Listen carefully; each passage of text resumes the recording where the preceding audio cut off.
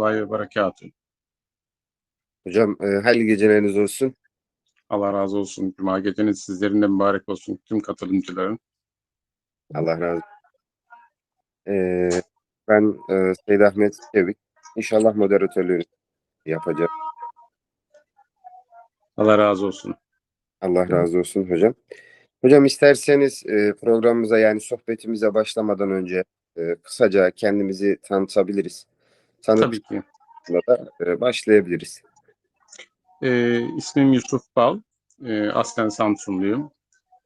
Uzun yıllar İstanbul'da yaşıyordum. 49 yaşındayım. İlk orta ve liseyi İstanbul'da çeşitli okullarda okudum. En son liseyi Pendik İmam Hatip'te tamamladım. Daha sonrasında 1,5 yıllık bir Marmara İlahiyat'ta devam ettim. 2 yıllıktı. Sonrasında Selçuk Üniversitesi İletişim Fakültesini kazandım. 5 sene Konya'da örgün öğretimde okudum. Sonrasında askerlik görevi, evlilik, çeşitli özel sektörde çalışma. En son Dijitürk'te çağrı merkezinde norm kadroda raporlama uzmanı olarak çalışıyordum. Sonrasında bu şehir hayatının dayanılmaz baskısı sonucunda memleketimize, daha doğrusu benim memleketime, ailemle birlikte göçmeye karar verdik. Şu an ezan sesini de duydunuz. Samsun'dayız. Samsun'un işte Salıpazarı ilçesinin Alanköy'ünde. Yani 3 kızım var. Ellerinizden öper. En büyük kızım evli. Yani onlarla birlikte hayatımızı hep İslam üzerine, Rabbimizin emri üzerine yaşamaya çalıştık. Eşimle beraber en büyük destekçim zaten kesinlikle eşimdir. 2000 şimdi tarihi de öyle bir söyleyeceğim ki Mart ayı 6-11 Mart ne kadar hızlı geçiyor zaman unutuyor insan. 2 yıl oldu galiba. 2024 olması lazım ya da 2020 evet tabii 2024 6-11 Mart tarihinde işte Kudüs'e gittik. Öncesinde yine ailemle birlikte Umre vazifesini gerçekleştirmiştik. Kudüs'e de yine aslında hep içimizde bir uhdeydi. Beraber gitme ailecek. Umre'ye gitmeden önce oradan Umre'ye gitme hayali vardı. Sonrasında gerçekleşti. Kısaca durum bu. Yani kendimi şimdi tanıtmaya başladık ama konuya da girmek istemiyorum. Sizi moderatörlüğünüze bırakıyorum. İlerleyiş. Estağfurullah hocam. Allah razı olsun. Kendinizden bahsettiğiniz için çok teşekkür ederim. Bizlere Kudüs'teki yaşadıklarınızdan, ondan sonra bu tecrübeler ve bizlere hem yaş olsun hem bilgi olsun tecrübelerinizden aktarmanızı sizden rica ederiz, arzu ederiz. Şimdi şöyle konuya girmek isterim. İmam bir babanın oğlu, İmam Hatip'te okuyan, işte daha sonrasında ilahiyata giden, Konya'da İlim Yayma Cemiyeti'nde kalan bir bireydim. Ancak şunu söylemek isterim. Tabii ki Kudüs eski 1900 işte 90'lı yıllarda okuyan 90 nesli bir kişi olarak Kudüs hep hafızamızda vardı, ezgilerimizde vardı. Ama inanın o bilinç çok fazla yoktu. Evlendikten sonra biraz oluşmaya başladı. Eşimin de bu konudaki teşviki ve yönlendirmesi benim için çok değerli. Şimdi galiba İslam'ı ilk kabul eden Hazreti Hatice olduğu gibi bu din yine bayanların o manevi desteğiyle, manevi dilekleriyle ayakta kalacak. Çünkü biz erkekler olarak hayatın o meşguliyeti içerisinde bu konulara fazlaca girmiyoruz. Belki de şu andaki o zillet halinin nedeni de bu. Şimdi bu bilinç oluşmaya başladı. Kudüs hep gündemimizdeydi, evimizde. Sonrasında Umre fırsatı oldu. Rabbim nasip etti. Umre'ye gittik ve ailecek gittik. Ben ona çok değer veriyorum. Evde sadece hani kendimizi düşünürsek, Eşimle gidebilirdik. Daha da rahat belki giderdik çocukları bırakıp. Ama şu var, eğer bir tohum ekmek istiyorsak bunu tüm evlatlarımızı e, o davaya katarak yapabiliriz. Sonra şikayet etme hakkımız olmaz çünkü. Hamdolsun, ama az önce de bahsetmiştim. Umre'ye de gitmeden önce araştırmıştık. O zaman tabii 7 Ekim olayları yoktu. Kudüs üzerinden gidebilme. Çünkü o zaman biraz da hani gündemdeki o ifadeyle kullanmak istiyorum, popülerdi o Kudüs üzerinden gitmek. Turistik bir gezi vardı çünkü. Çünkü 7 Ekim olmamıştı. Sonrasında bir fırsat nasip oldu. Eşim galiba Instagram üzerinden, yanlış hatırlamıyorsam, böyle bir tevafuk eseri Kudüs kumbarası üzerinden büyük kızıma böyle bir şey çıktı. Biz de gidebilir miyiz acaba? Ekonomik durumumuzu inceledik. Biraz şartları zorladık. Rabbim nasip etti. Şimdi Kudüs'e gittiğimizde, şimdi Umre'ye gittik. Orada bir Umre dostlarımız vardı. Rabbimizin evini gördük. Peygamber Efendimizin makamını ziyaret ettik. Kabri şerifini ziyaret ettik. O İslam'ın ilk günlerini hep yeniden yad ettik. Kabe'ye aşık olduk. Ama şu vardı. Şimdi Kudüs gündeme gelince Kudüs'e gitme durumu hızlıca ilerledi zaten. Gitmeyle belli olma arasında kısa bir zaman vardı.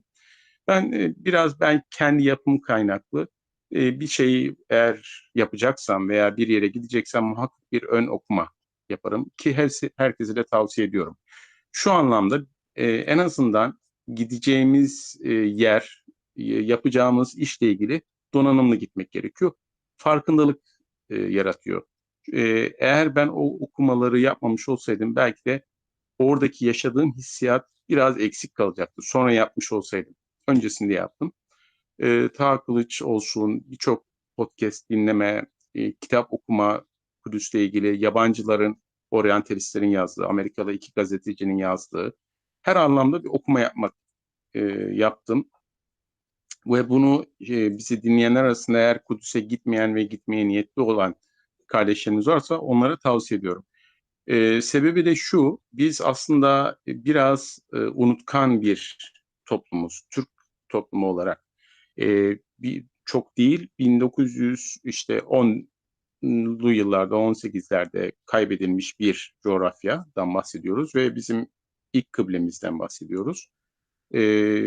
Daha sonrasında 1950 yıllarda, işte 46'da tamamen ne yazık ki İslam ümmetinin şuursuzluğu ve birbirine olan düşmanlığı nedeniyle kaybedilmiş bir Kudüs'ten bahsediyoruz.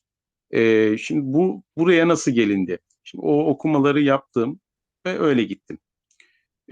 Gitmeden önce evde tabii ki toplantılar yapıyoruz eşimle, çocuklarla. Şunu biliyorduk, şimdi 7 Ekim oldu, Kudüs'e kimse gitmiyor e, ve tehlikeli, hani dışarıdan baktığınız zaman kolay bir şey değil. O zaman küçük kızım, yanlış hatırlamıyorsam, 5-6 yaşlarındaydı. Şu an 8 yaşında. Hatta 9'a girecek. O küçük bir çocukla gideceğiz. Diğerleri biraz daha büyük. Acaba bizi orada nasıl bir ortam bekliyor? Hiç bilmiyoruz. Deneyimlediğimiz çevremizde kimse de yok. Yani Kudüs'le ilgili. Şimdi o düşüncelerle ve şöyle de bir durum var. Gittik. Bizim gitme amacımız ribattı. Yani bu ribat kavramını ilk defa hani duymuştuk, ama araştırınca ne kadar değerli ve ne kadar önemli bir kavram olduğunu da öğrenmiş olduk. Şimdi eğer gider ve orada işte mescidin kapısına gelir ve 3 gün boyunca, ziyaretimizin 3 gün olacağını biliyorduk. Alınmazsak ne yaparız? Şimdi belli bir bütçemizi de zorlamışız. İster istemez böyle bir düşünce oluşuyor ve şunu dedik, eşim ve çocuklar da, onlara da aynı şeyi söylediler. Biz orayı hani ziyarete veya turistik gezi amaçlı gitmiyoruz. Biz Ribat'a gidiyoruz. Bizim derdimiz hani oraları gezip görmek değil. Biz varız, orada bulunmalıyız. Bu nedenle gidiyoruz düşüncesiydi. Bu düşünce olunca hepimiz bir rahatladık. Çünkü işin sonunda gidip göremeden, hani o Eyyub el Ensari'nin, Veysel Karani'nin Peygamber Efendimiz'i görme umuduyla yola çıkıp annesine verdiği söz nedeniyle geri dönmesi gibi biz de hani Kudüs Şerif'i görmeden, Mescid-i Aksa'yı görmeden geri dönebilirdik. Aslında biraz da yaşadık. Dilara kardeşimiz de onu bilir. O daha bizden tecrübeli, defalarca gitti. Farklı dönemlerde de gitti. Şimdi gittik. İşte hatta ilk şeyden bile geçerken acaba sınır kapısında zorluk yaşar mıyız diye Rabbim kolaylık nasip etti orada. Kolaylıkla geçtik. Çünkü bazen sıkıntılar olabildiğini rehberimiz söylemişti bize. Sonrasında işte Hazreti Davut makamında olsun, işte Lüt Gölü'nü geçerken çok farklı hissediyor insan. Sanki böyle aşıkın maşukuna kavuşması gibi. Hatta benim en ufak kızımın orada bir böyle bir heyecanı, tabii çocukça bir heyecan ama e, yine Kudüs kardeşlerimizden bir tanesi hemen arkamızda o anı çekmişti. Hala izlerken çok duygulanırım. Orada otobüs gelirken Mescid-i Aksa'nın Kubbetü Sahra'nın o kubbesi gözükmüştü. Çocukça bir heyecanla onu böyle bağırarak söylemişti. Aslında bizim de oraya varışımız çocukça bir heyecan. Yani çok bilinçli değil ama saf, kalbi bir heyecan vardı. Çünkü biz belki 100 yıl geçti ama yüzlerce yıl öncesinden beri bizim işte kıblegahımız olmuş birçok İmam Gazali'den tutun da birçok büyük İslam alimine ev sahipliği yapmış bir coğrafyadan, bir memleketten bahsediyoruz. Şimdi oraya gittik, otelimize yerleştik. Sonrasında benim dikkatimi şöyle bir şey çekti. İlk gittiğimde ya dedim şimdi okumalar yaptım ya. Şimdi Gazze'yi biliyoruz, 7 Ekim biliyoruz. Oradaki mücahitlerin, kardeşlerimizin mücadelesini görüyoruz. Az da olsa ekranlardan. Ee, e, Ramallah'ı biliyoruz eski halini. Yani FKÖ'yü hani Filistin Kurtuluş Örgütü'nü e, ileride ona da gelmek istiyorum. O konuyla ilgili birkaç cümle sarf etmek istiyorum. Biliyoruz yani televizyonları takip ettiğimiz kadarıyla işte e, Bill Clinton'la yapılan işte o meşhur barış anlaşması ve şu anki durumun oluşmasına neden olan barış anlaşmasını biliyoruz. Aslında o bir teslim anlaşmasıydı. Şimdi Kudüs içerisinde okuma yapmama rağmen şu dikkatimi çekti. Yani Kudüs'teki kardeşlerimizin, Filistinli kardeşlerimizin bir vatandaşlık hakkı yok. Özel bir statüde yaşıyorlar orada ve hiçbir işte belediye hizmetlerinden yararlanamıyorlar ama vergi vermek zorundalar. Evleri yıkılıyor. Evleri yıkılırken yıkım parasını bile onlardan tahsil ediyorlar. Her anlamda sıkıştırılmışlar. Ve 60 kilometre ötede bir vahşet yaşanıyor. Bir zulüm. Yani dünyanın görmediği bir zulüm yaşanıyor. Açık hava hapishanesi. İnsanlar canlı canlı öldürülüyor, zevk için öldürülüyor. Orada hayat normal gibi akıyordu. Yani otelimiz zaten Filistinli bir kardeşimizin oteliydi. O benim biraz ilk başta garibime gitmişti. Okuma yapmama rağmen. Acaba okuma yapmamış olsaydım çok daha farklı düşüncelere belki de sahip olacaktım. Ama sonrasında gördüm ki kardeşlerimiz orada yani dirayetli olmak zorunda. Evet, normal hayatlarını sürüyorlar ama İsrail'in o zulmüne karşı, o baskısına karşı dimdik ayakta durmak zorunda. Öyle yorumladım sonrasında. Yani oradaki o durumu bu şekilde yorumlamak bence daha doğru. Çünkü hiçbir yardım veya bir çıkış yolu yok. Ama Kudüs'te kalmak zorundalar. Evlerini satmıyorlar. O Mescid-i Aksa'da ünlü bir ev var. Hemen Aksa'nın kenarında ve satılmıyor. En güzel manzara, güzel gören yer de orası. Ama şunu da gördük. Birçok evi Hulliye yoluyla Mescid-i Aksa'nın etrafında işte o Siyonistlerin bayraklarıyla ele geçirildiğini gördük. Şimdi ilk gün tabii öğlene doğruydu. Biz ziyaret için yola çıktık. Ama şu söylenmişti bize. Yani giremeyebiliriz. Daha zaten ilk Mescid-i Aksa'ya gelme düşüncesinde bile bu biz kendi aramızda da konuştuğumuz için. Ama içimizde de hem heyecan var hem de bir umut var. Acaba girebilir miyiz? Çünkü görüyoruz etraftan gördük. Hani kapısına kadar geldik. İşte Gamame'ydi, Hittin'di bir sürü kapı var. E, kapıları da ezberliyoruz ister istemez. Çünkü her kapıyı gezdik ilk gün. Giremedik.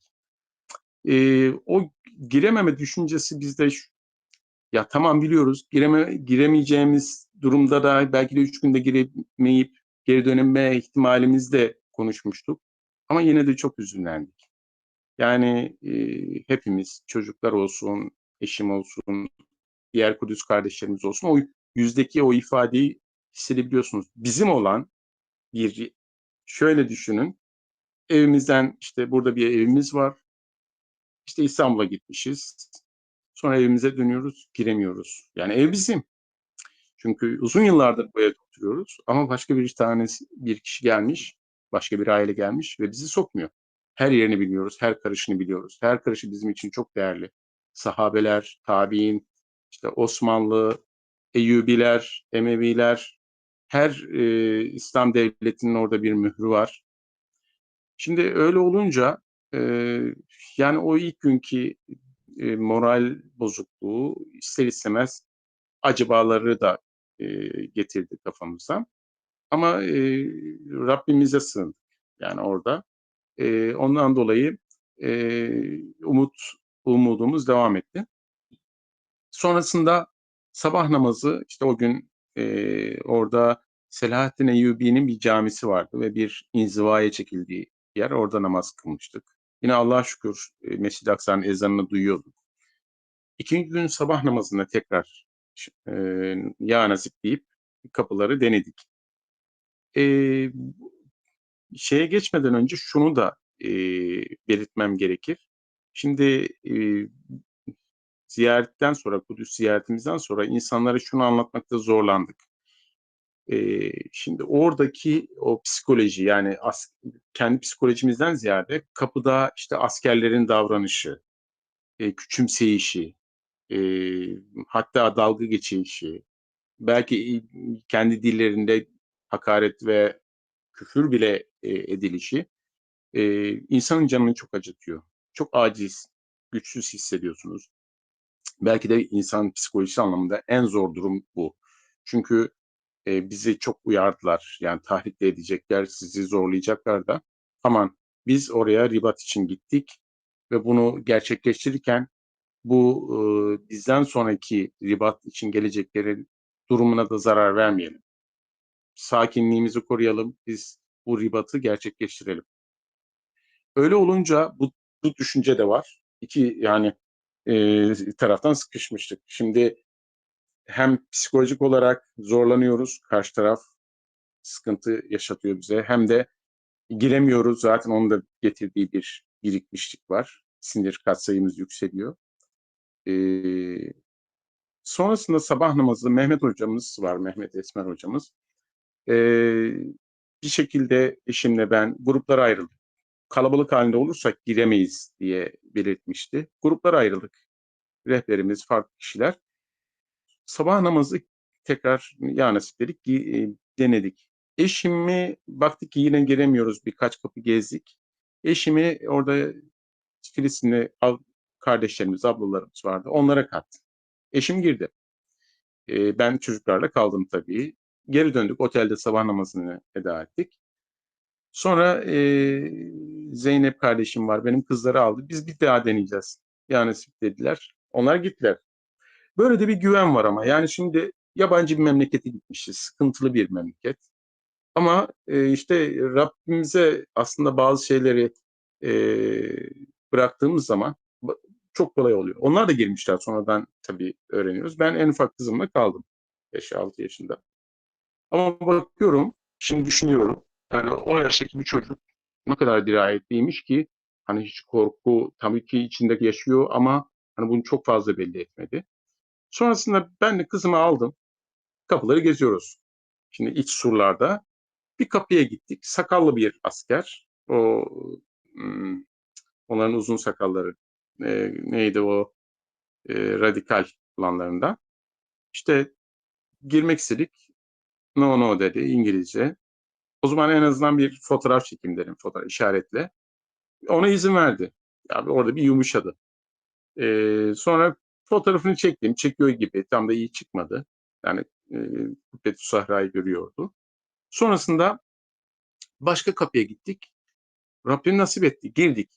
Yani öyle bir heyecan, öyle bir duygu seli ben başka bir zaman yaşadığımı hatırlamıyorum. Kabe'yi gördüğüm anı da aynı şekilde değerlendiriyorum. Ama hani belki de bu duygu yoğunluğunun bir patlayışı gibiydi bizim oraya girmemiz. Bu kadar detaylı niye anlatıyorum? Şundan, ya Mescid-i Aksa gerçekten görülmeli. Yani bir ziyaretgah olarak değil, bir davanın bir simgesi olarak görülmeli ve aslında biraz da sıkıntı çekilerek görülmeli.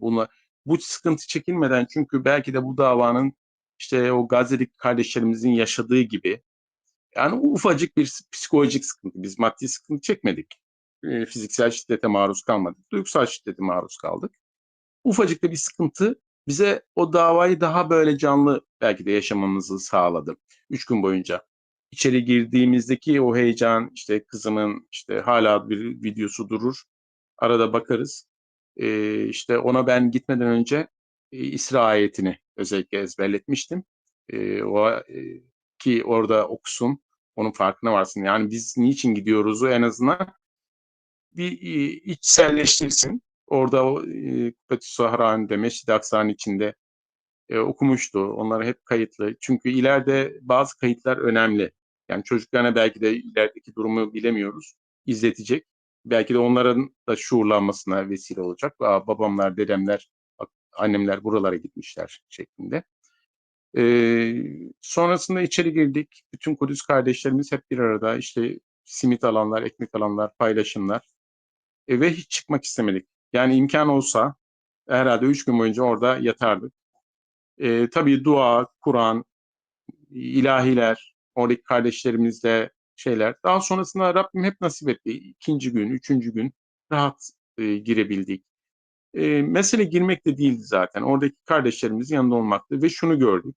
Oradaki Filistinli kardeşlerimiz bize çok farklı bakıyorlar. Zaten giden Türkiye'den tek gruptuk. O dönem için söylüyorum. Şimdi biraz daha arttı. O kadar çok değer veriyorlar ki bizim oradaki varlığımıza. Yani tercümeyle rehberimiz de iletmişti. Siz buranın esas sahibisiniz. Yani sizi bekliyor burası. Yani bu çok önemli bir cümle.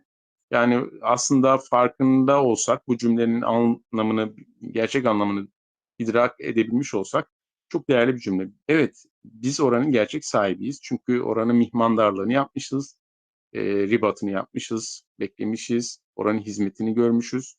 Ama şu anda işte garip bırakmışız, evi boşaltmışız ve ev şu anda ne yazık ki işgal altında. Bunu genç nesle de, yani şöyle düşünmemek lazım. Ya çocuklar gitti, ne kadar bilinçlenebilir? Değil. Onlar eğitim sisteminde biliyorsunuz en ufak yaştan itibaren müthiş bir düşmanlıkla yetiştiriliyorlar. Sonrasında da diyorlar ki işte Filistin kardeşlerimizin Gazze'li çocukları öldürürken onlar ileride terörist olacaklar. Aslında gerçek teröristleri onlar yetiştiriyor. O yüzden çocuklarımıza, gençlerimize bu bilinci aşılamalıyız. Neden aşılamalıyız? Daha hani biz okumaları yaptık, oraya gittik, bir şey yaptık diye söylemiyorum bunu. Daha boykotu bile gerçek anlamda yapamayan bir toplumuz. Türk toplumu için söylüyorum, İslam toplumu için söylüyorum. Boykotun ne demek olduğunu insanlara biz geldiğimizde de öncesinde de anlatamıyoruz. Yani karınca misali veya kenarda deniz yıldızlarını denize atan kişi misali. Biz yolumuz belli olsun. Tabii ki biliyoruz. Ham madde olarak birçok belki Türkiye'ye giren Türk malı olarak kullandığımız şeylerde bile ham maddesi İsrail'den geliyor olabilir. Ama şunun da bilincine varmak lazım.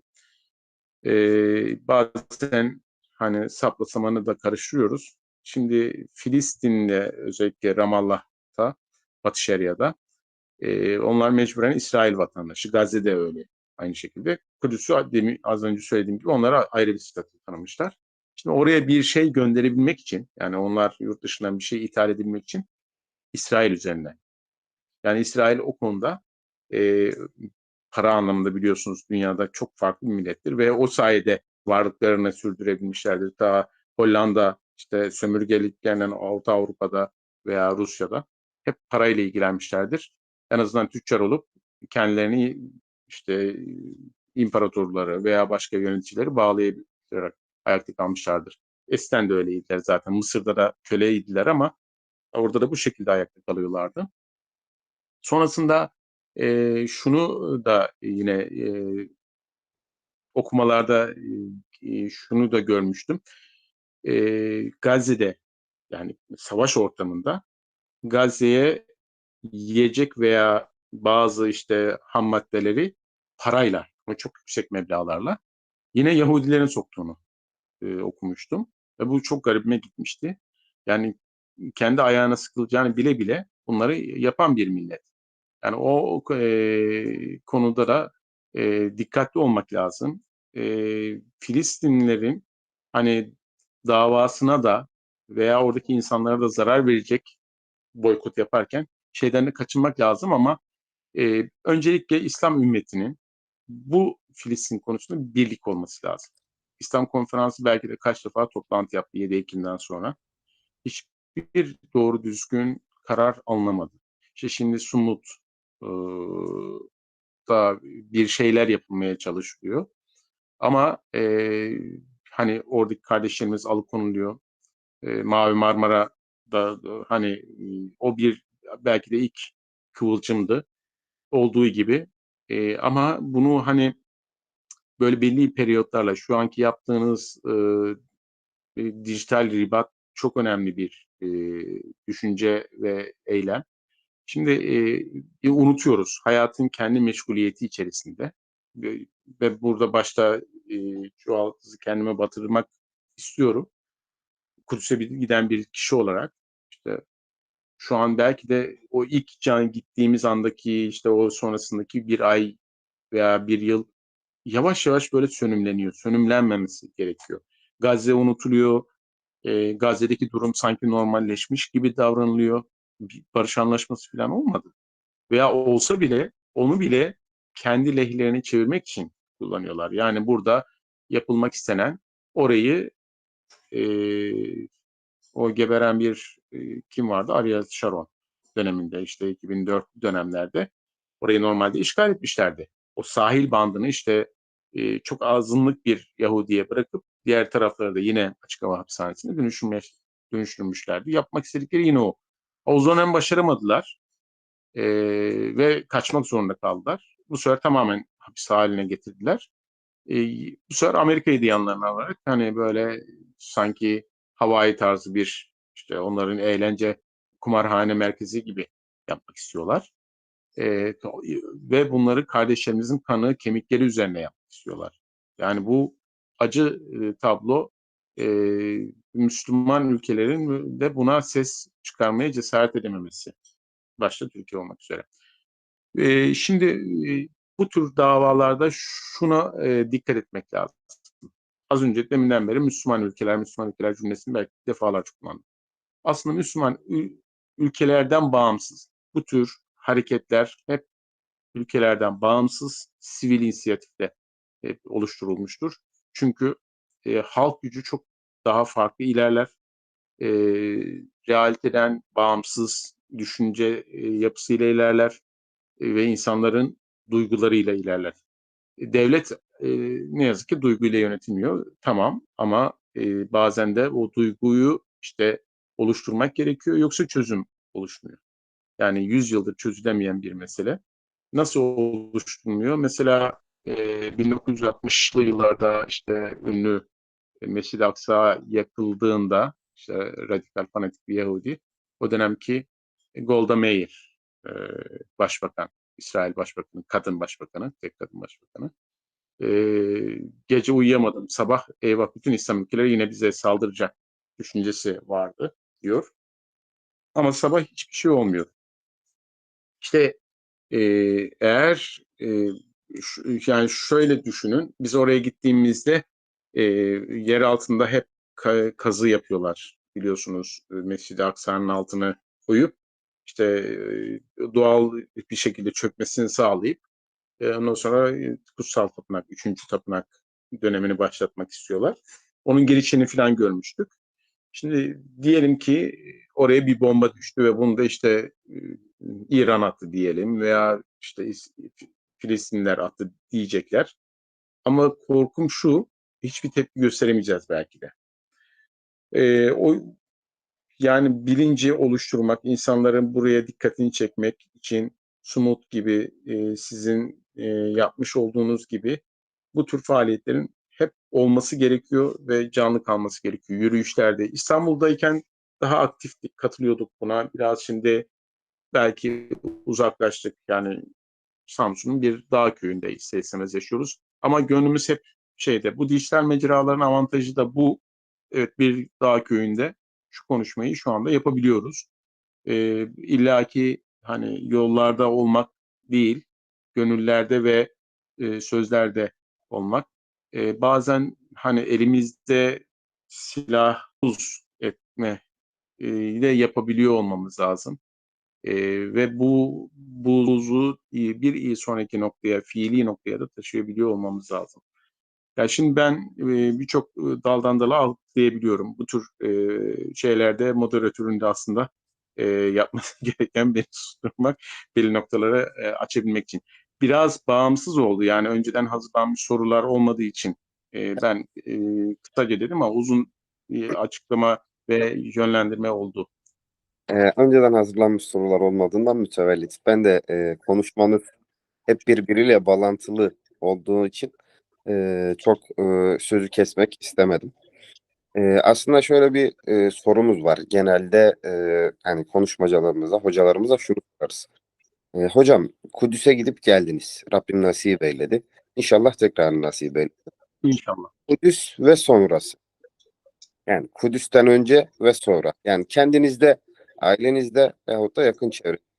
Yani dikkatinizi çeken şeyler. Gitmişsiniz.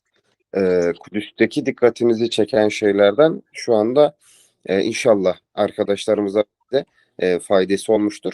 Dinledik. Peki hani az önce bir lafızda şöyle geçti. Kudüs'ten sonraki bir ay, 2 ay, 3 ay böyle bir lafız geçti. Yani Evet. Kudüs'ten önce ve sonrası. Mesela tabii ki karşılaştırmak gibi olmasın. Umre'den öncesi ve sonrası veyahut da hacdan Hı hı. öncesi sonrası olur. Şimdi karşılaştırmak haşa öyle bir şey yapmıyoruz. Ama Kudüs ve sonrası sizde nasıldı? Ya bunu Şöyle, anlat. şöyleydi. Onun tabii ki yani insan doğası gereği o ilk canlı ani gibi hayat olmuyor. Ama bizde şöyle bir durum oldu. Belki ondan bahsetmek de gerekir. Şimdi Umre'de kısaca değinmiştim ama Umre'deki kardeşlerimizle yine görüşmelerimiz oluyordu. Yani birlikte işte tavaf ettik, ibadet yaptık. Güzel bir şey. Bir arkadaşlık oluşuyor ister istemez. Haç arkadaşlığı da hep öyledir denir ya. Ülkemizde hep onu görmüştük. Ama Kudüs kardeşliği biz 3 gün kaldık orada. Toplamda hani yolculuğu da sayarsanız 5 gün. İnanın yani öyle bir dostluk, yani oradaki 40 kişiydik belki, biraz daha fazla da olabilir. Ama birçoğuyla telefon, fiziki olarak, hatta sonrasında Cengiz kardeşimiz işte kendi memleketine de götürdü. Aile dostu olarak bir dostluk oluştu. Ve öyle bir dostluktu ki hiçbir menfaate dayanmıyor. Ve hep gündemde Kudüs var. Yani ben bunu bazen hep onu anlatmak istiyorum. Etraftaki insanlara da anlatıyorum. Ya, Kudüs kardeşliği çok farklı. Belki o duygu yoğunluğu, o dava şuuru, o Kudüs'te daha fazlaydı Umre'den. Çünkü Umre yani bazıları da der ya Suudlara para mı yedirmeye gidiyorsunuz diye. Bazen hak vermediğim noktalar da değil. Çünkü tarihi ve şey olarak dava bilinci olarak çok kötüye doğru bir gidiş var. Efendimizin işte mekanı olsun, Rabbimizin evi olsun.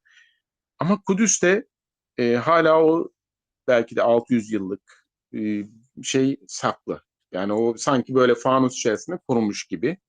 İsrail'e rağmen yani birçok çatışma ortamına rağmen ve bir de Kudüs mazlum. Şimdi mazlum olunca bu kardeşlerimiz de hep bu davayı işte bir yerde yürüyüş oluyor. Hep birbirimize haber veriyoruz. Beraber gitmeye çalışıyoruz. İşte bir yardım şeyi oluyor. başka konuyla ilgili bile olsa. Kudüs kardeşleri olarak bir şeyler yapmaya çalışıyoruz. Birisi evleniyor. Acaba neresinden tutarsa? Gündemde ama Kudüs var. E, Veya bir Kudüs grubumuz hala bu arada devam ediyor. Yani 6-11 Mart Kudüs grubu bizi götüren kardeşimiz oradan çıktı. Ama biz devam ettirdik.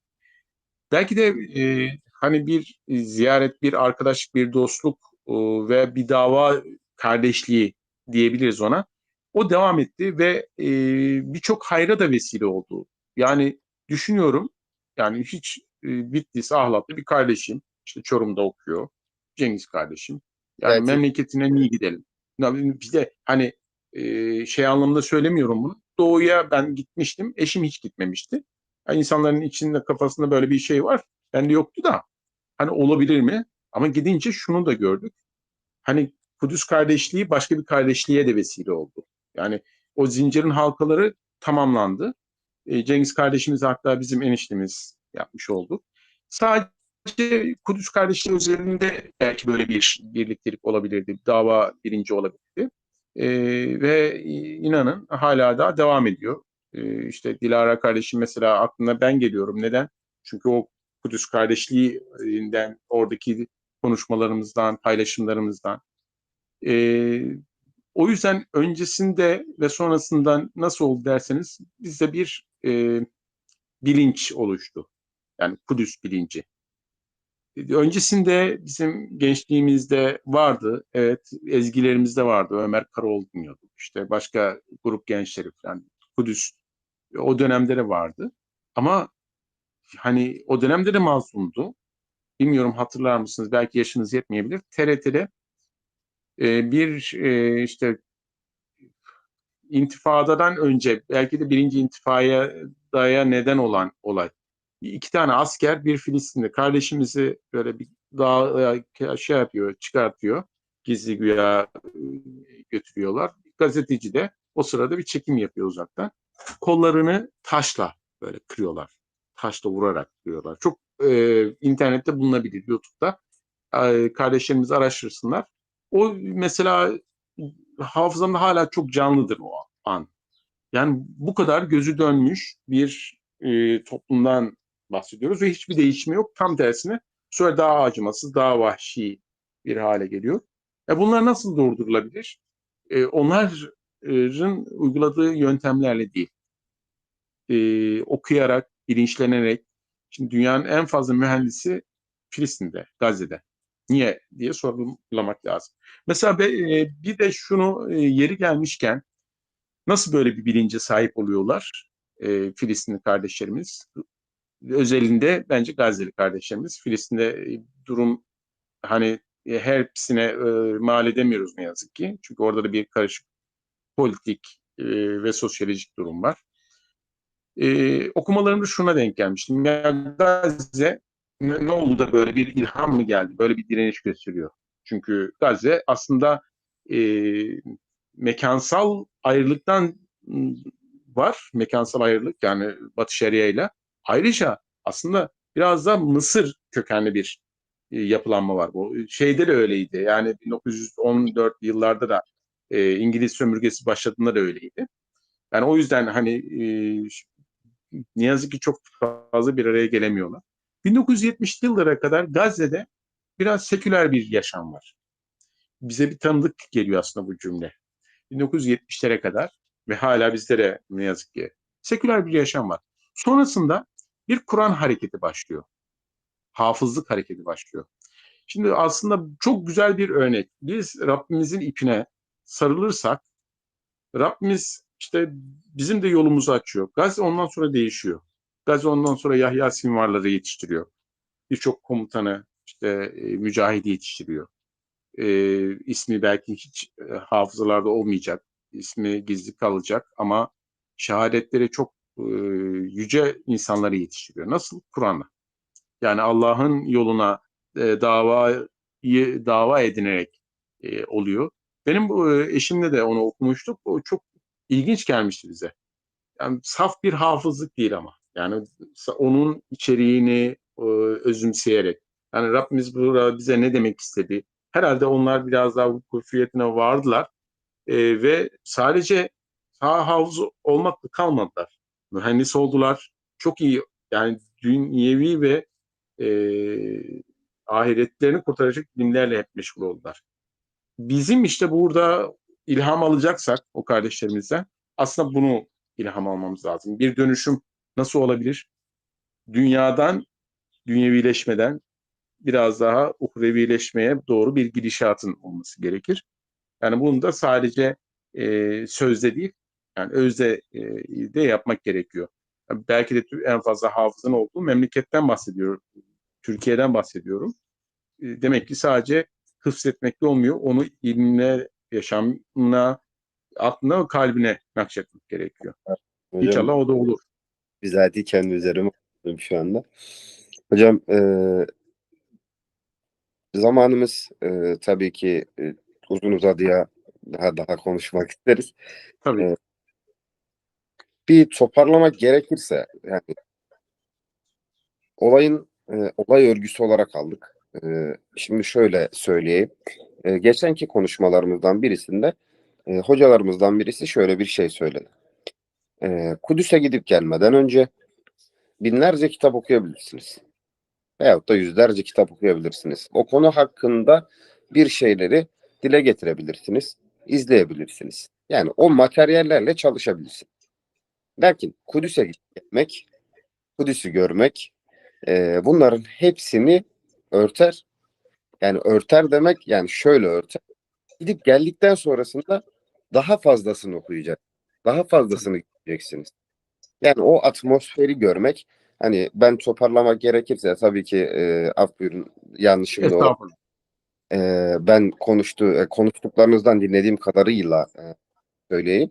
Hani Kudüs kardeşliğini anlattınız. Kudüs'te yaşadıklarınızı anlattınız. E, Farklı olacak şeylerde oradaki mücadeleyi görmek, birlikte ederek kardeş olmak ve ayrıyetinde okuduğumuz şeyleri, ön okuma yapıp gittiğimiz şeyleri orada birebir yaşamak, bunların hepsi elle tutulur şeyler. Elle tutulur şeyler olduğundan dolayı çok çok daha değerli oluyor diye düşünüyorum. Ve Kesinlikle. öncesi ve sonrası diye bundan dolayı sordum ben size az önce. Öncesinde okuyup gittik. Geldikten sonrasında muhtemelen okumuş olduğunuz kitapların kat kat daha fazlasını okudum. Çünkü oraya Doğru. gidip gelmek bilinçlenme olarak da bir lafız geçirdiniz. Bilinçlendiriyor. Yani, Kesinlikle. Yani sadece okumak da değil, hani hep kendi iç gündeminde tutmak.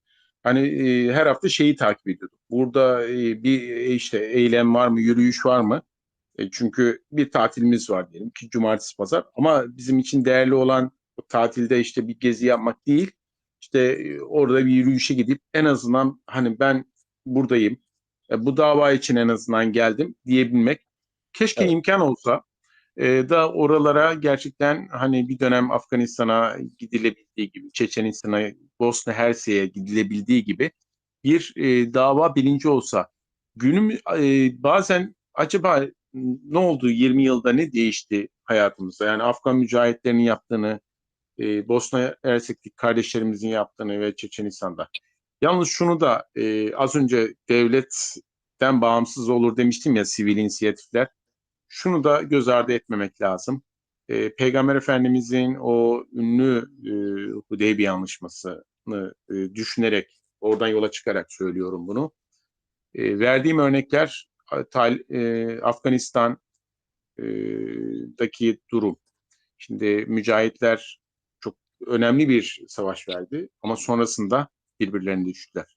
Çeçenistan, belki politiki okuyamadıkları için bütün dava liderlerini, başta Cevher Darev olmak üzere kaybettiler ve sonrasında bir kukla, işte onu da babasını öldürdüler ama kendisi, oğlu devam ediyor. O kuklayı başa geçirdiler. Bosna Hersek, hani belki bu örneklerden biraz daha bağımsız ama tam böyle o cihadın sonrasında beklenen o dönüşümü yapamadı. Ama Gazze farklı. Yani Filistin davası, Kudüs davası farklı olduğunu ben inanıyorum. Çünkü onlar dünyaya şu mesajı verdiler. Evet, böyle örnekler var ama biz hani direnerek, belki ufak ufak savaşlar vererek, mücadeleler vererek biz bu davaya yaklaşıyoruz.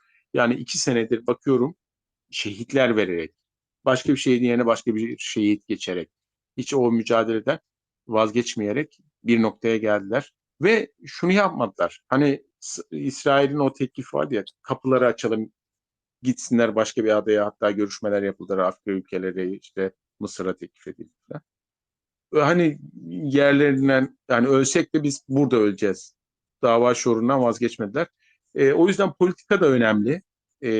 Onu da hani sadece sahada da değil, masada da bence Gazze'nin veya Filistin'deki, Kudüs'teki kardeşlerimizin kazancı oldu. Belki de işte az önce bahsedeceğim demiştim ama yeri gelmişken bahsedeyim. Şimdi Müslüman kardeşlerimiz hep uyanık olmalı. Filistin Kurtuluş Örgütü denen bir örgüt var ve Filistin davası hep El Fetih üzerinden ona bağlandı. Bu çok acı bir tecrübeydi. Hamas ve başka kardeşlerimiz, gruplar varken. Ee, Yasir Arafat, Kuveyt'te yaşayan ve 1914 yıllarda sürgün edilen, işte 46'da sürgün edilen Filistinlerden oluşan küçük bir grup.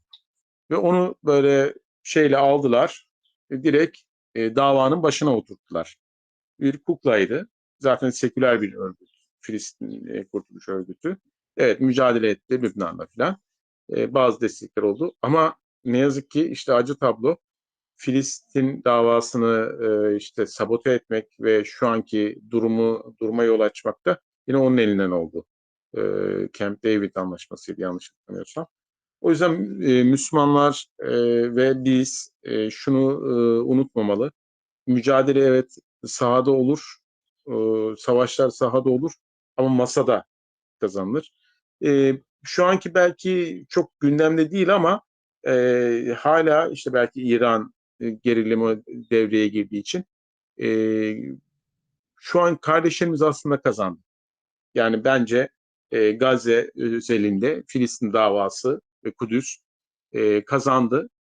Şu görüldü, belki ufak direnişlerle, yani o mücadele, silahlı mücadeleyle bile insanlar yanlarına çıkıyor. Şu an İspanya resmen İsrail'e, yani düşmanlığı zaten eskiden vardı Engizisyon döneminde. Belki de Filistin davasının bayraktarlığını yapıyor. Yani acı bir tablo bizim açımızdan ama dünyadaki vicdanı olan herkesi bu davanın iyi sahiplenmeye itti. Sumut filosunda belki de yüzlerce farklı aktivist dünyadan var. Bu çok önemli bir gelişme. Belki yakın zamanda karşılığını bulmayacak ama biraz orta ve uzun vadede çok farklı sonuçlar olduğunu göreceğiz. Zaten kıyamet alametlerinden bir tanesi de işte o giderken Kudüs'e Gargat ağacını görmüştük. İşte bu ağaç, onların sadece saklanıp da canlı kalabileceği. O döneme doğru gidiyoruz. İnşallah Rabbim bizi e, Filistin ve Kudüs'ü kurtulmuş halde tekrar oralara gitmeyi nasip etsin ve tüm kardeşlerimize. Oraya gitmekten de vazgeçmemek gerekiyor. Biz zaten yine imkanı kovalıyoruz. Bazen büyüklerimize söylüyoruz. Şimdi daha da rahat bir ortam var. Bir dönem gerçekten sıkıntılıydı. Biz gittikten sonra da sıkıntılıydı. Şu an daha rahat bir ortam var. Bu ortamı gerçekten kıymetini bilsinler, değerlendirsinler. Oraları geçsinler. Her bir taşında farklı bir iz var. Ve oradaki kardeşlerimizle diyalog kursunlar. E, Yani ben bu arada ondan bahsetmeyi unuttum. Bir üniversite öğrencisi kardeşimiz vardı. Daha önce birkaç defa daha gitmiş. Biz Yahudi mahallesini, Ermeni mahallesini, Hristiyan mahallesini, böyle yani daha doğrusu Sultan Süleyman'ın yaptığı, Kanuni Sultan Süleyman'ın yaptığı o surların etrafını tamamen dolaştık. Gecenin bir vakti saat 10.30'da ve şunu gördük. Sokaklarda hiç bu arada vahşi hayvan yok. Yeri gelmişken işte Hakkari'deydi galiba. 5 yaşında bir kardeşimiz yine sokak köpeklerinin oldu. E, Ve işin garip tarafı, sırtında silahlı sivilleri de gördük. Ve bir tane polis yok. Bir tane asker yok. Bütün askerler ne yazık ki Mescid-i Aksa'nın etrafında. O kadar da güvenli bir şehir bu arada kendileri açısından. Acı bir tablo ama orada nefes aldırılmıyor. Filistin'de Mescid-i Aksa'nın etrafında çok yoğun bir baskı var ve o fanatikleri de müthiş koruyorlar. Bahsedilecek çok şey var aslında. Hala aklımda var ama biliyorum süre sınırlı. Mesela Fas Mahallesi işte o biz Burak Duvarı diyoruz, onlar Ağlama Duvarı diyor. Oradaki mahallenin yok edilişi, Fasların şimdi garip bir şekilde İsrail'le ve Tunusların iyi ilişkileri. Yani mesela İsrail bir şey yapmak istediğinde Fas'ı seçiyor İslam dünyasının temsilcisi olarak. Yani bunları hep düşünmek lazım. Neden diye. Bunlar hep çünkü birbirine ve tek kapı şu anda onların kontrolünde olan kapı işte o Ağlama Duvarı'na giden kapı Fas Mahallesi'nden hani geçiden kapıydı. Yani çok yani okumalar çok önemli. Yani neden bu hale gelindi ve ne aşamalardan geçilerek gelindi? O 1946'daki Müslüman dünyasının daha doğrusu 14'te başlayan ve sonrasında 46'da devam eden Müslüman dünyasının birbirinden kopup işte Ürdün Emirliği, Şerif ailesi işte orası benim olacak.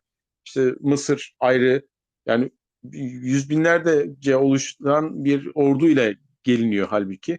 Sonra Suriye farklı davranıyor, Irak farklı davranıyor. Ortada Filistinler kalıyor. Filistin kardeşlerimiz kalıyor. Bunlara dikkat etmek gerekiyor. Şu anda da yani yalnız bırakmamamız gerekiyor. Fiziki ve şey olarak, e, duygusal olarak o kardeşlerimizi. Yani Sumut olsun, Dijital Ribat olsun, Kudüs kardeşliği olsun. Bunların hepsi bir ayak, bir sacın ayağı gibi. İşte bu ayaklar çoğalacak ve daha sağlam yere basılacak inşallah. İnşallah. İnşallah hocam. Allah razı olsun. Ee, Yani tabii ki yanlış da görmüş olabilirim. Hocalarımızın paylaşımlarından şu anda Sumud'un etrafı, Evet. hani onu da burada zikredelim. En azından paylaşım yaptığımız kadarıyla Hı hı. arkadaşlar canlı yayında duymuş olurlar. Belki hakkında bir paylaşım yaparlar. İnsanlar duymuş olur. Bir selamımız var inşallah. Cengiz Mutlu hocam. Bugün aklıma geldi. Yani uzun zamanda görüşemedik. Yani bir ay belki oldu ama bize uzun geliyor. Cengiz'le çünkü daha sık görüşüyoruz. Cengiz Kalbimiz hep onunla. biraz önce bana mesaj yollamış. Hı hı. Ee, Hani toparlamadan önce dedim mi ileteyim. Allah razı olsun. Şimdi Cengiz'le biz İdlib'e de gittik. Yani Kudüs kardeşi birçok şeye vesile oldu bizim açımızdan. Şimdi Cengiz kardeşimiz gibi genç, orada 3 tane kardeşimiz vardı. 4-5 tane daha doğrusu. Ama hani bıçkın delikanlılar tabiri var ya böyle yakışıyor onlara. Yani İslam ümmeti belki de hani yeniden doğacaksa bu tür gençlerle beraber işte ayağa kalkacak sizin gibi değerli gençlerle. Çünkü dava şuuru olan gençler hayatı da boş yaşamayı bir kenara bırakıyorlar ve hayatları boyunca bir ideal uğruna kendilerini geliştirerek ve hep bu davanın bir neferi olarak e, hayatlarını sürdürüyorlar. Bu çok önemli. İnşallah Rabbim hem Cengiz kardeşimi hem onun arkadaşlarını ve sizleri bu davanın sonunda işte bayraktarlığını yapan, işte belki de o muzafferiyeti bize getirecek olan gençlerden eylesin diyorum. Amin. Böyle bir duayla da bitmez. Hocam nasıl yapalım? Devam edelim mi? İsterseniz Yani sorular olabilir belki sizden bağımsız. O sorulara da cevap vermek isterim. Çünkü sadece ben kendi düşüncelerimi aktarmak yerine kardeşlerimizden hani farklı bir kapı açma anlamında gelen soruları cevaplamak isterim varsa. şu anda canlı yayındayız. Şöyle yani yayın esnasında soruları şu anki toplantılarından alamıyoruz. Hı, Bundan mütevellit toplantılarımızda genelde soru cevap kısmımız olmuyor. tamam. E, Bunu E, ileteyim. Anladım. Şöyle o zaman hani toparlayıcı cümle olarak şunu belirtmek isterim. Şimdi yani şeyden bahsettik. Kudüs'ten işte sonrasından öncesinden e, okullarımızda, eğitim sistemimizde belki de hani son dönem tartışmalara da konu olan bir durum vardı. İşte Peygamber Efendimizin sevgisi, onunla ilgili işte ilahilerde bir dönem hani kaba tabirle patladı. Onlarla beraber gelen bir durumdu. Demek ki insanları belli bir noktaya kanalize edebiliyor Rabbim istedikten sonra bir ilahiyle böyle dini tekrar hayatın tam ortasına gündemine getirebiliyor. Hiç bu konuyla bağlantısı olmayan kişileri bile. O yüzden vazgeçmemek gerekiyor. Bu dava şuurunu okullara, gençlere bir şekilde indirmemiz gerekiyor. Çünkü yani İslam dini de o genç sahabiler, işte Hazreti Ali olsun, e, Zeyd bin Haris olsun, diğer o gençlerin üzerinden yükselmişti. Okullarda bu faaliyetleri belki de hani Cengiz kardeşimiz yapıyor. İşte KODE grubu olarak Çorum'da çok bence değerli bir şey. Çünkü çaktırmadan şu bilinci veriyorlar kardeşlerimize. Sadece bir yardım belki götürmüyorlar. Cengiz olsun, sizler olun. Orada hep Kudüs davası işleniyor. Şimdi çocuklar bunu gördüğü zaman şeyi birleştiriyorlar. Evet, Kudüs davası ve yani ideal bir öğrenci e, neferi gibi değerlendiriyorlar ve bir rol model gençler için. Çok önemli. Okullara bunu yaymak lazım. İmkan buldukça.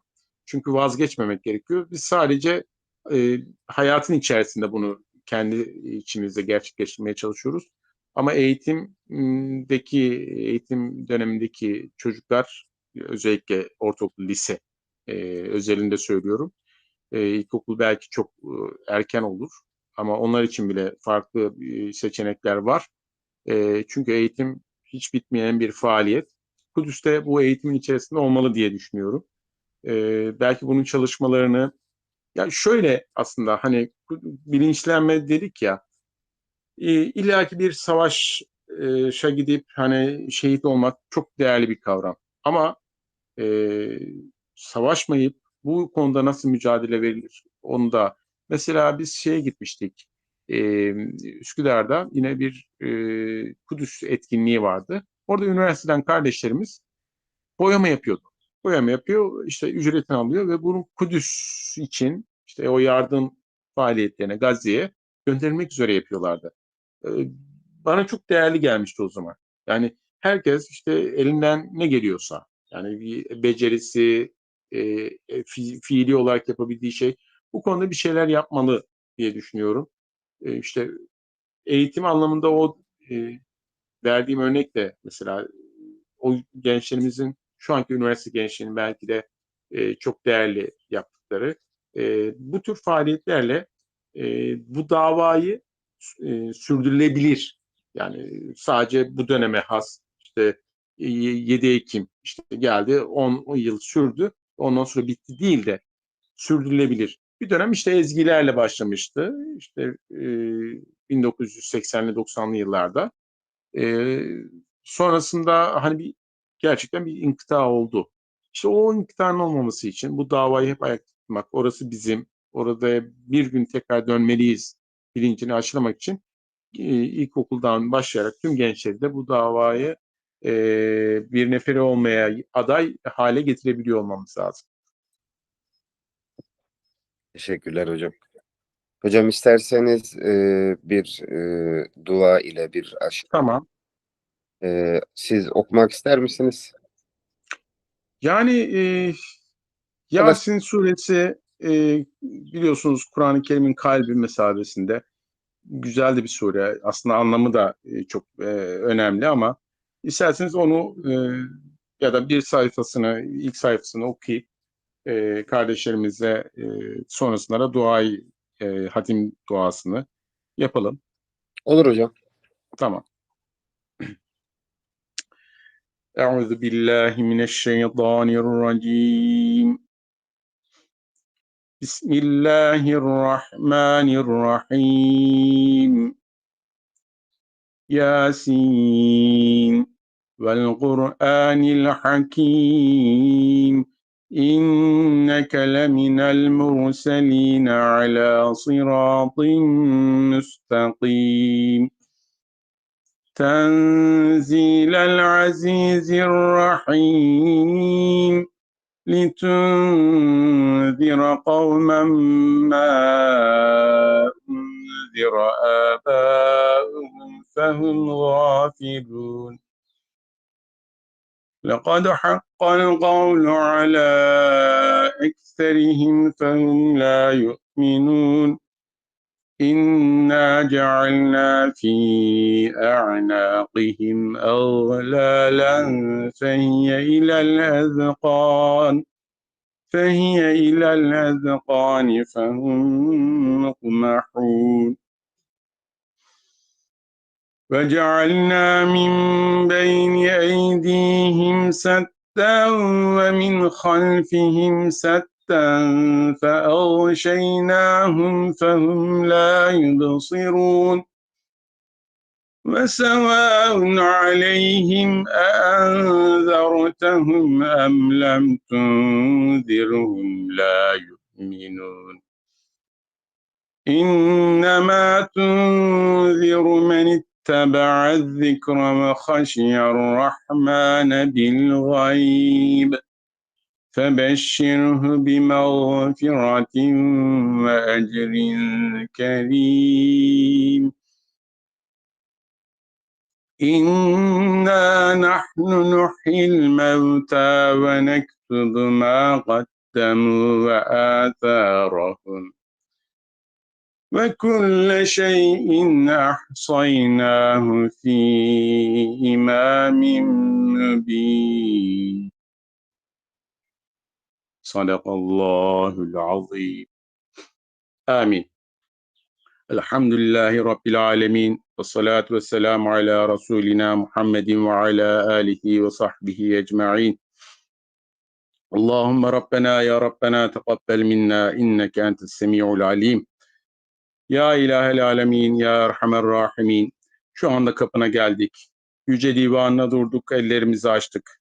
Boynumuzu büktük, bizleri yüce huzurundan boş çevirme Ya Rabbi. Senin affına, merhametine ve lütfuna daha çok ihtiyaç duyduğumuz şu zamanda bizleri sensiz bırakma Ya Rabbi. Dua sana yalvarıyoruz. Kapına geldik, bizleri boş çevirme Ya Rabbi. Okumuş olduğumuz hatmi şerifi, kılmış olduğumuz namazları, tutmuş olduğumuz oruçları, vermiş olduğumuz sadaka ve zekatları, aşr-ı şerifleri, zikirleri, tesbihleri ve şu yapmış olduğumuz toplantıyı seni surette kabul eyle ya Rabbi. Ya Rab, şu anda senin mehdü senan için kalem tutan eller hürmetine, seni tesbih eden, ikrara gelen diller hürmetine, felekleri nura, melekleri surura, alemleri huzura kavuşturan o mübarek veladeti Muhammed Aleyhisselam hürmetine, dergâh-ı izzetine uzanan, dergâh-ı mecid-i azametine açılan mümineller hürmetine, aşkınla tutuşup yanan halis gönüller hürmetine, Allah, Allah diyerek mübarek ismini anan safi diller hürmetine, yapmış olduğumuz hatmi şerifi kabul eyle. Bütün ümmeti Muhammed'e lütfeyle ya Rabbi, ruhumuzun cilası, hayatımızın ziyası, kurtarıcı kelamın Kur'an-ı Kerim'i okuduk, başlarımızın tacı, dertlerimizin ilacı, Habibin Mustafa, Muhammed Mustafa'ya salavatü selam getirdik. Dergâh-ı izzetini kabul eyle ya Rabbi. Okunan Kur'an-ı Kerim'i, sure-i şerifeleri ahsen-i kabul ile kabul eyle ya Rabbi. Hasıl olan sevabı, iki cihan serveri, kainatın efendisi, başlarımızın tacı, gönüllerimizin ilacı, Habibin, sevgili Peygamberimiz Hazreti Muhammed Mustafa sallallahu aleyhi ve sellemin ruhu tayyibelerini hediye eyledik, haberdar eyle ya Rabbi. Hatmi şeriften hasıl olan sevabı ilk peygamber Hazreti Adem'den son peygamber Hazreti Muhammed sallallahu aleyhi ve selleme kadar gelip geçen bütün peygamberlerin aziz ruhu şeriflerini hediye eyledik.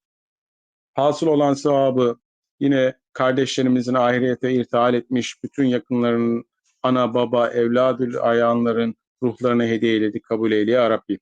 Kabirlerini Kur'an'ın nuruyla aydınlat, kabirlerini pür nur, makamlarını cennet eyle ya Rabbi.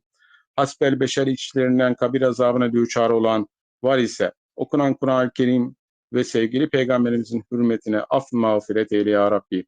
İsimleri unutulmuş, kabirleri kaybolmuş, bize de bir Fatiha okuyacak yok mu deyip ağlayıp bekleyen ehli iman ruhlarına da taltif eyle ya Rabbi.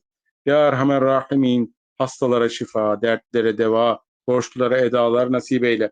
Görünür görünmez belalardan güç yetmez, takat yetişmez, akla hayale gelmez musibetlerden cümlemizi lütfunla esirge ve muhafaza eyle ya Rabbi. Kur'an-ı Kerim'in nurlu yolundan bizleri ayırma ya Rabbi. Onun ahkamını yaşayıp tatbik edenlerden eyle. Kur'an-ı Kerim'i bizlere lütfun ve kereminle dünyada arkadaş, kabirde yoldaş, kıyamet gününde şefaatçi, sırat üzerinde nur, cenneti götüren bir refik, ateşten koruyan bir perde ve bütün iyiliklere ulaştıran bir delil ve imam kıl. Ya Rabbel Alemin bizleri Kur'an'ın hidayetiyle hidayet eyle. Bizleri Kur'an'ın kerametiyle ateşten koru.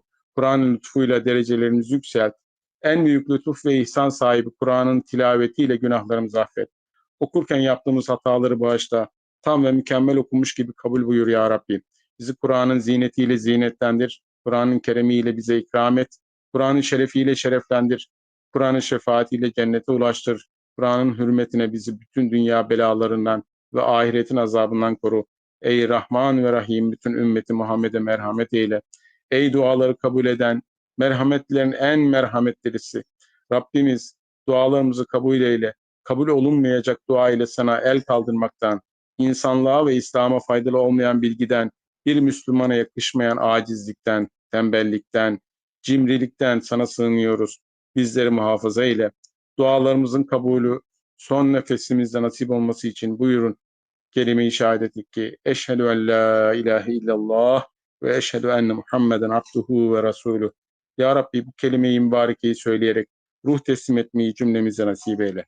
Cümlemize son nefeste iman, selameti nasip eyle. Rabbi amin diyen gönülden bu duaya iştirak eden ve okunan hatmi şeriflerde katkısı bulunan kardeşlerimizi iki cihanda aziz eyle. Daire-i saadeti nasip eyle. Razı olduğun kulların arasına ilhak eyle ya Rabbi. Hatime katılan tüm kardeşlerimizin gönüllerindeki muratlarına hayırla birlikte kavuşmalarını iki cihanda senin nurunla pür nur olmalarını nasip eyle. Allah'ım varsa bütün sıkıntılarını sen gider ya Rabbi.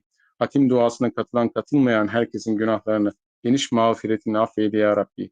Subhane rabbike rabbil izzeti amma yasifun ve selamun alel murselin velhamdülillahi rabbil alemin. Esselatu vesselamu aleyke ya Resulallah. Esselatu vesselamu aleyke ya Habiballah. Allahümme salli ve sellim ve barik ala seyyidina Muhammedinillah. Teala'l Fatiha.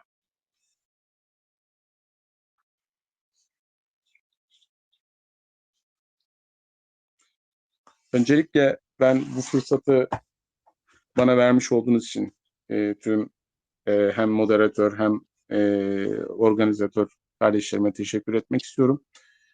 İnşallah yani bir nebze de olsa bu Kudüs davasında hani belki sözlerimle bir faydam dokunur.